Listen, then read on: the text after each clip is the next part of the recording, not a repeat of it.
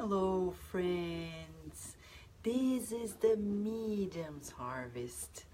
Yes, the book by Emmanuel that is changing probably the way we feel about mediumship.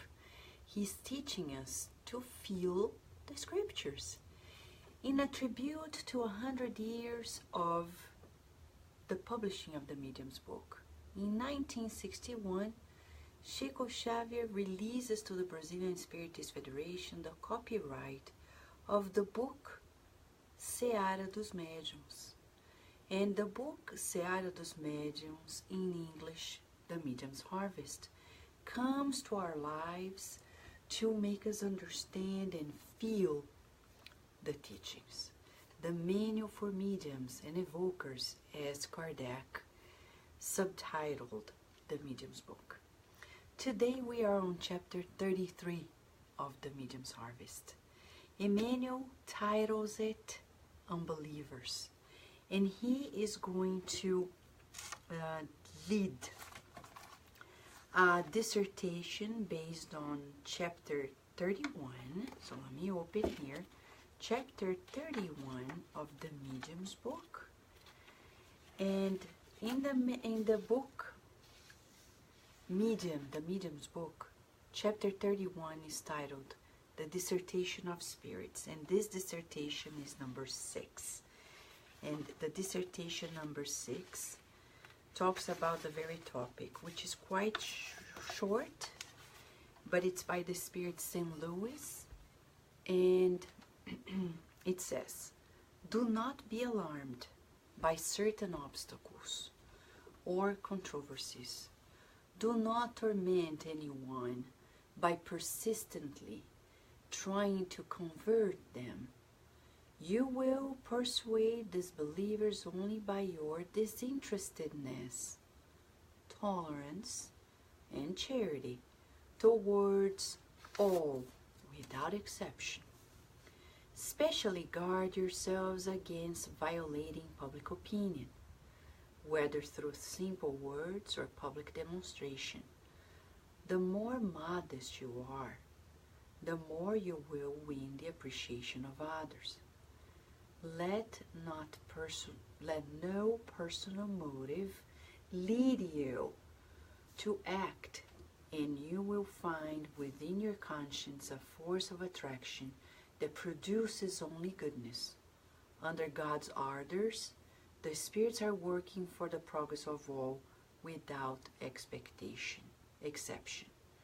You spiritists must do likewise." Have you read this? No? Maybe? Chapter 31 of the Medium's book is about dissertations by spirits, and it's beautiful.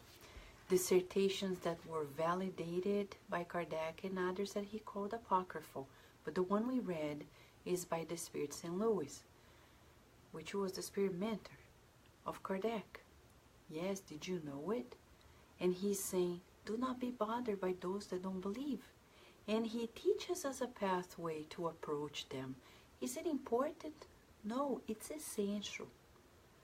Because it's in the ethical moral codes of Spiritism to have this loving care, this loving kindness approach towards those who believe in what we believe, and those who do not believe what we believe, those who think alike and those who do not think alike.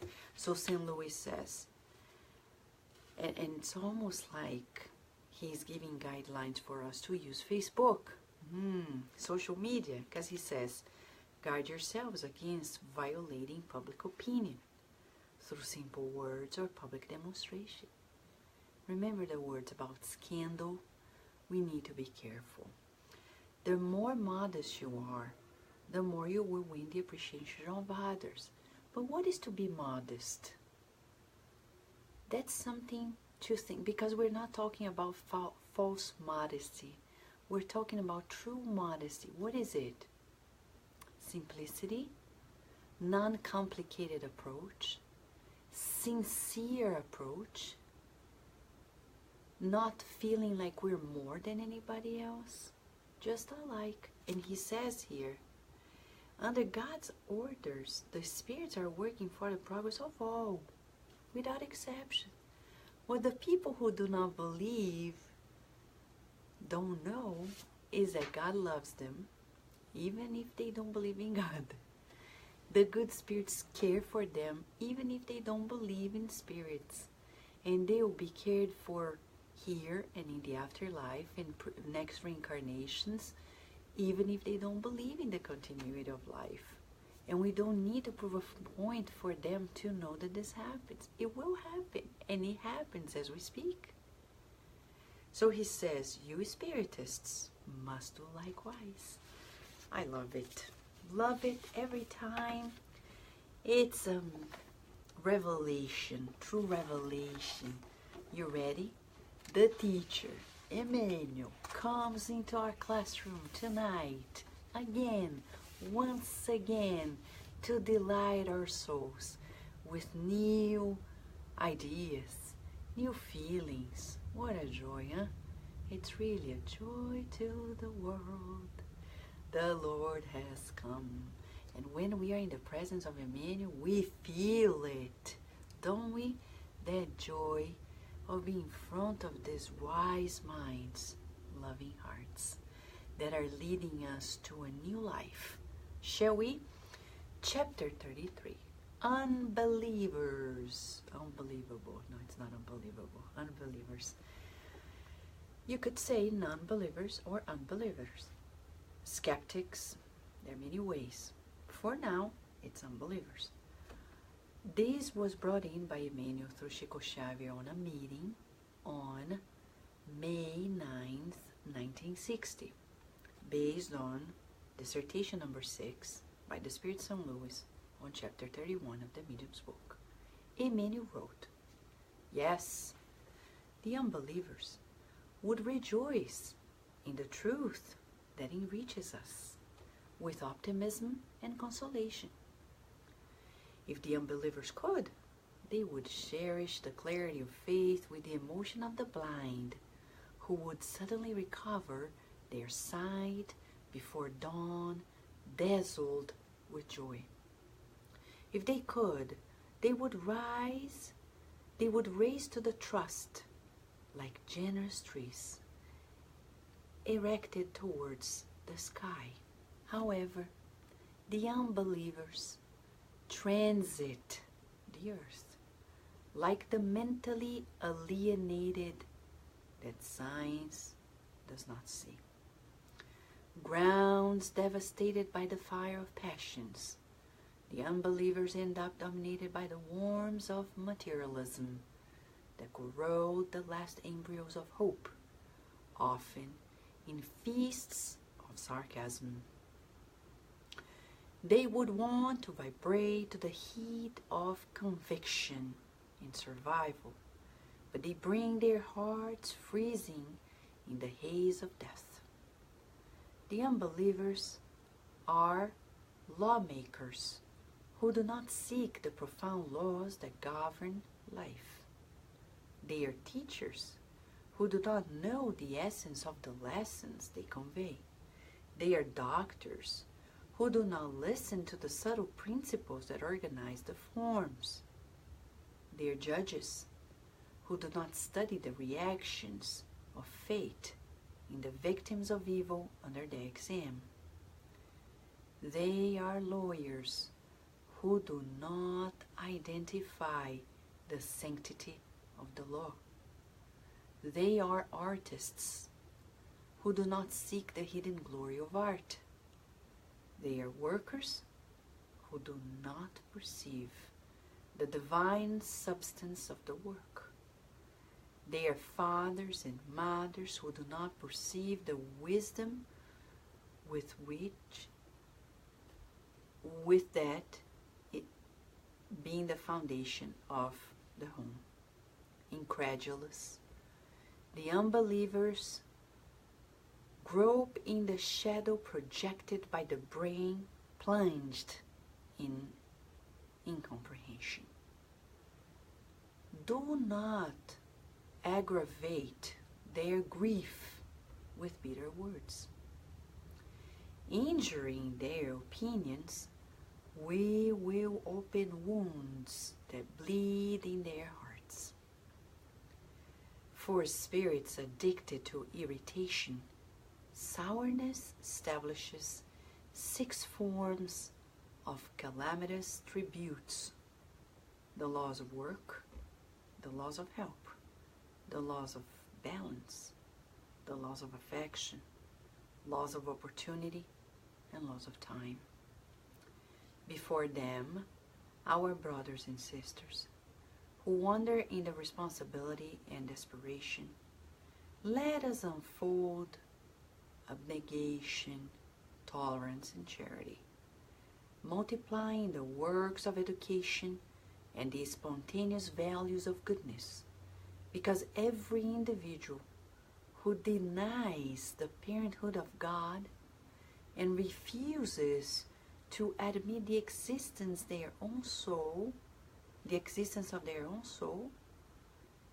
they are in need of help in the hospital of prayer and the shelter of our good example. Bottom line, those who are skeptical of the existence of God, of themselves as immortal spirits, they are mentally alienated. Period. As a psychologist, we have training on how to deal with people who are mentally alienated, psychiatric care. And one of the rule of thumbs is, do not dwell, do not argue with those who are mentally alienated. Emmanuel, as a good counselor, a wonderful educator, a man a spirit that understands the extension of the human mind, he understands that those who still deny the existence of God, who push it aside, and their own understanding of their true essence, they are sleeping. They are not in their true awareness. So dialoguing with them at that state of mind is not only fruitless, but it can be hurtful to them. And since our principles are recommending us to comply with the law of justice, love, and charity, we're being asked not to go there. So if people want to learn, we share. They don't want to learn, leave it alone. Hi, how are you? Let us figuratively picture this.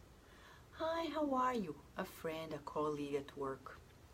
I'm great. How was your weekend? Let's imagine we had the 10th anniversary of the Spiritist side of Virginia. It was good. What did you do? Oh, we were with friends. So I don't need to tell them, oh, I was at the 10th anniversary of my Spiritist Center, to start a conversation that they don't want to go to. They don't want to talk about it. So I'm not denying, I'm not lying, but I am being kind to them. I don't need to tease them at the core of their skepticism. And I say, how about you? Oh, I did this, that, and the other. Great. Wonderful. Period. We talk about things that we have in common. If we go and purposefully we prepared, Emmanuel in the book Thought and Life, there is a chapter named Faith, which is, by the way, number 6. He says, let us then seek the good in people. And he didn't say, let's seek the good in the people who believe in God. In people. Things and events that cross our path during our daily activity. By doing so, we will have the mirror of our mind turned towards goodness. Our mind will then incorporate into itself the eternal treasure and the happiness that is the child of faith. A happiness that is generous and dynamic, setting us free from the chains of evil. For goodness, ever constant and pure, will find in us its own truth. Friends, talking about faith. Faith in humans. Faith in people. Children of God. The unbelievers, says St. Louis, they are also children of God. So for us, there's no reason for us to feel apart from them just because of this element. Of course it's important, but it's not what is going to define us. What defines us is the divine essence, not the belief in the divine essence. Again, what defines us is our divine essence, not our belief in the divine essence. Of course, aware of our true essence, we go places. Aware that we exist immortally, changes our approach. But if people are not there yet, they are now less. Now we have a therapeutic question. How often do we feel more regarding those who don't believe in God? I would say majority, if not 99.9% of believers feel superior to unbelievers. Is that charitable? That's a question. Is that charitable? Is that really the way to go? In the eyes of God, we're not more because we believe in God. We are not more a child of God because we believe in God. Because we believe in spirits. Because we believe that we are immortal spirits, in reincarnation, etc. So Emmanuel, it's surprising how many people I've heard talking about Emmanuel as a strict educator. And every time we study Emmanuel, we feel his loving heart, his loving presence in our lives, guiding the adorable medium. And you remember, rule of thumb, affinity. Their affinity is not only because of many lives.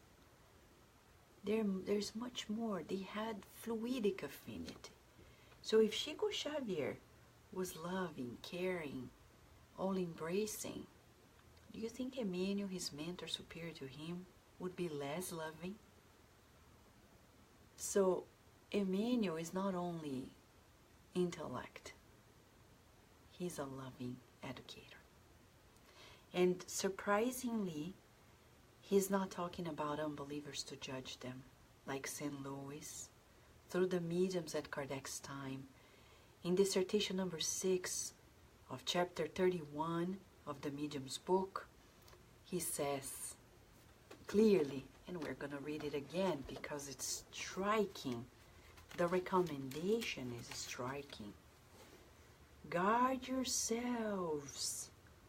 Be modest. The more modest you are, the more you will win the appreciation of others. Let no personal motive lead you to act, and you'll find within your conscience a force of attraction that produces only goodness. See how all these texts tie together? It's unbelievable. It's a beautiful moral science that we're finding in Spiritism. And the books that came through Xavier, they really complement, they expand the teachings that came through the mediums at Kardec's time and through Kardec. So St. Louis says, under God's orders, the spirits are working for the progress of all, without exception. You spiritists must do likewise. Must, it's not like you can, you should, maybe, you could. You say no, you must. So I think a homework for us is to revisit those feelings of superiority, right? Yes. Adilson, he's saying vanity when I feel superior to others. Exactly. So let us revisit that feeling, because to be good mediums in life, we need to not feel superior. So let us revisit our relationships. And next time we identify the people who do not believe in what we believe, let us seek the good, as Emmanuel is teaching us on chapter 6 of the Thought in Life book. Seek the good in people, because in our daily activities, by doing so, we'll have the mirror of our mind turned towards goodness. See the good. The good. Yeah, they don't believe in God. They think. They don't know. Doesn't matter. They're good people. They're children of God. So a good exercise is to look at everyone who believe and don't believe and ask, let me see the signs of your divine essence. We are pre-Christmas. Yeah, just like 2 days away of celebrating the coming of the one that changed our lives forever. In the name of God. So let us celebrate it by marching towards that day, identifying the divine essence of everyone whom we encounter. Shall we? We ask, let me see your divine imprint, and seek, dig mentally, look at people's eyes, the window of the soul, right? And bring out what they have the best inside of them. If we do so, life is going to change tremendously. So he says, do not aggravate the grief of the unbelievers with our words, because we're going to open wounds that will bleed in their hearts. Let it be. Let it be. Let it be. Let it be. Let it be. Shall we? Right? And Emmanuel begins with the ideal. He says, yes. You see, that's how he even starts. He talks about, he's so poetic in this, the style of writing this chapter, because he talks about unbelievers. And he starts with a yes. First, it's a negation. And then he begins with a yes. So he twists. He's seeking the good. He's like, yes. They would love if they gave themselves a chance. They would cherish the clarity of faith. If they could, it would be fantastic. But, he says, now reality, they are mentally alienated. They are not aware. And then he gives examples of all of them. Who are they? The problem now, a second analysis for us, is if we have the same behavior saying that we are believers. I'm going to rewind the tape. In this part of the message that we're going to read again, Emmanuel talks about the characteristics in the attitude, daily attitude of those who do not believe in God, who do not believe that their immortality is a fact. They behave like this. If they are lawmakers, they do not seek the profound laws that govern life, meaning the divine laws.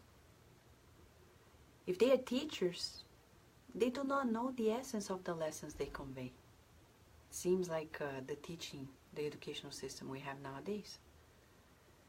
They teach for teaching, not because of the, like Professor Eurípides Barçanufo.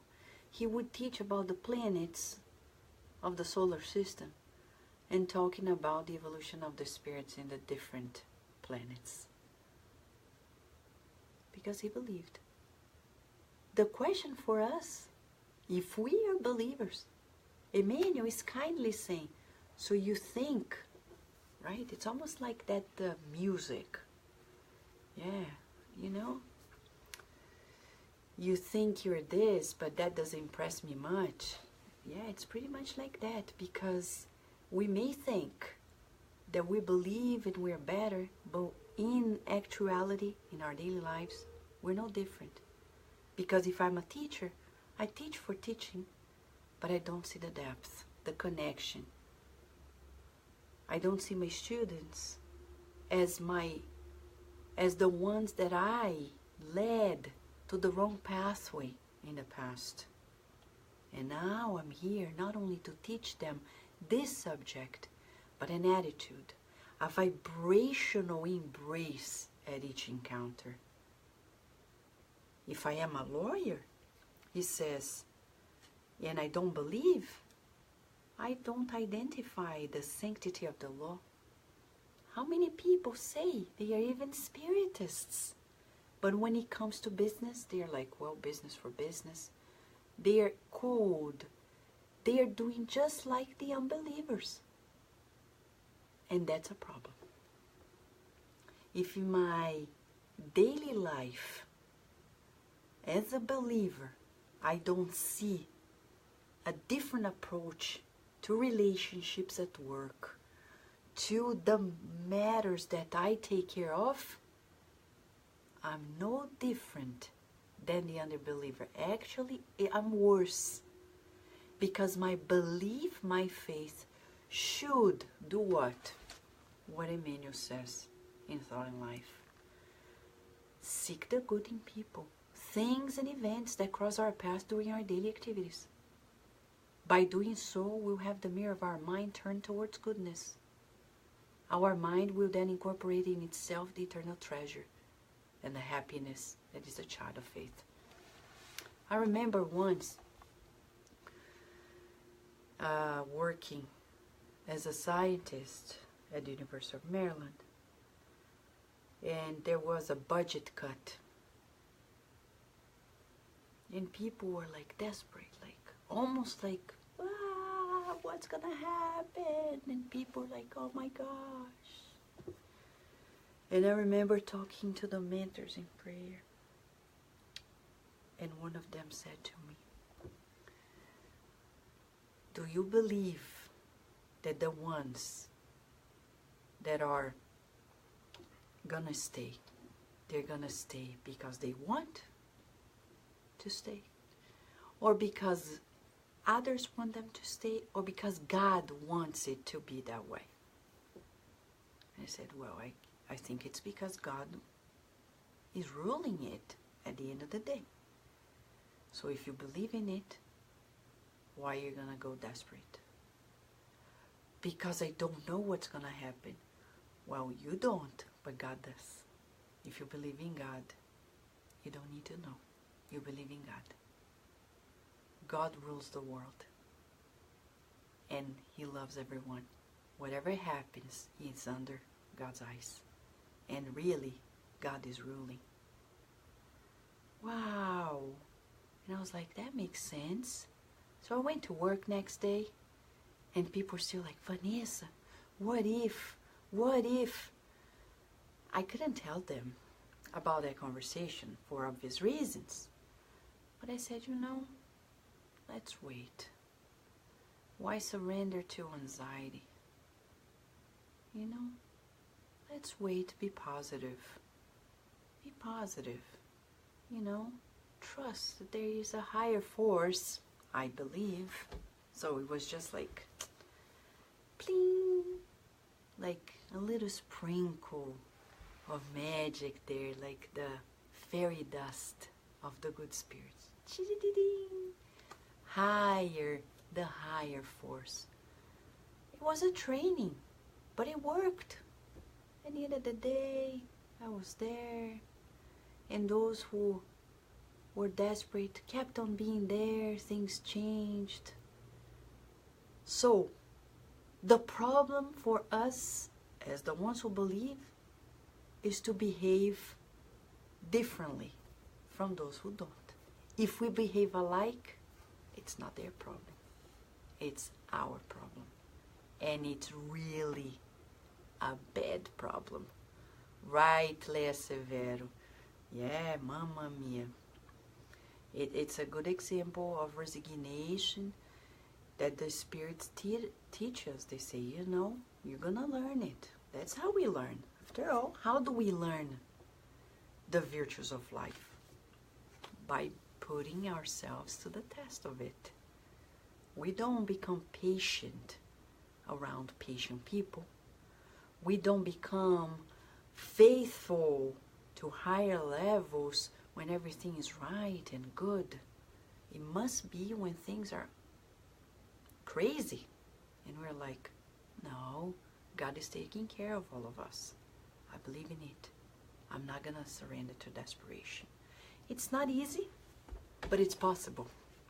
So possible that others before us made it. Why wouldn't we, if we're all children of God? So this lesson by Emmanuel is really a self-discovery journey. He asks us to go within ourselves and say, if you are a believer, are you doing any different from these unbelievers? Because the point is not to say that I believe. The point is to conform my life, mold it to the imprint of that belief. As Emmanuel says beautifully, seeking the good. And when we seek the good, having faith, happiness is just the next step. The child, he says, how beautiful is it? Happiness, the child of faith. That's why in the world we're not happy yet, because we don't have enough faith. When we do, things are going to change. But it must begin with those who believe. You and I and others. Right, Rosalind Rosa? Faith, my friend. Yeah, big hug to you. Patricia, how are you? Tiago is in Japan, huh? What a joy. Nora Brazil, how are you? And Julija, now in Queensland. Welcome to the new. Yes, Teresa Filizola, how are you? Merry Christmas. We wish you a Merry Christmas. We wish you a Merry Christmas. Wish you a Merry Christmas and a Happy New Year. Oh, you know, on Christmas Eve, we're going to sing, believe me. For those who are going to join us, we're going to sing together. Carol Smith, how are you? Maria Aparecida Antunes, how are you? Ceisa, Nico and Rihanna, how are you? Angelita, Fraternity Without Borders. Friend, don't forget those who don't have anything. fraternitywithoutborders.org. Go there and send your helping hand. Karina Alice, big hug to you. Raquel Bakeshi, Teresa Castro, how are you? Lea Severo, my friend. Lívia Moraes, how are you? Luciana Antuani, what a joy to have you here. Adilson, how are you? Andrea Torres, big hug to you. Sunshine, a super hug to you too. Super, super duper hug, right?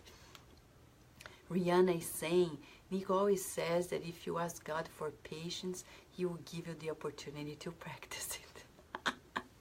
And that is true and wise. Right, Carol? Yes, we are here in this eternal family. So, thanks to Emmanuel, we're cleansing our hearts from some obstacles. And one of them is to be kind to the unbelievers and really check if we're that different, right? Seeking the good in all of them. When we come back tomorrow, God willing, what are we gonna study together? Oh my. It's about the deserters, not those who eat dessert, but those who abandon the good works. Breathe in and out. Yeah, chapter 34 is about the deserters. And Emmanuel says, the deserting mediums are not only those that stop, their faithful commitment through signs and words, etc. And he gives a list of those who are also considered deserters. Not the ones who eat dessert again, huh? He gives a list. We need to come back to see if we are in this list. What if we're in this list? Oh, Mamma Mia. Then we're going to understand more of ourselves. Then we're going to understand more about how we're vibrating. And then we're going to change. You want me to give a teaser of some of this in the list? I will. People who are deserted. One of them, he says, those who do social drinking. Oh my God. No, this is Emmanuel. Thank God I'm not the messenger. And he says, those who feel they don't need to work. No way. Who is a deserter? Those who condemn and curse instead of understand and bless. I'm gonna stop and have a 24-hour period to breathe in and out until we come back. Meanwhile, let's do Emmanuel's suggestion, São Luís suggestion. Shall we? What is it? Seek the good. Let us seek the good in people, things and events that cross our path during our daily activities. Shall we, Luis Camargo? Yes, thank you, Sunshine. Big thanks to you. A hug of gratitude. And let us do our homework and come back, God willing, tomorrow for more with Emmanuel always. Thank you, friends.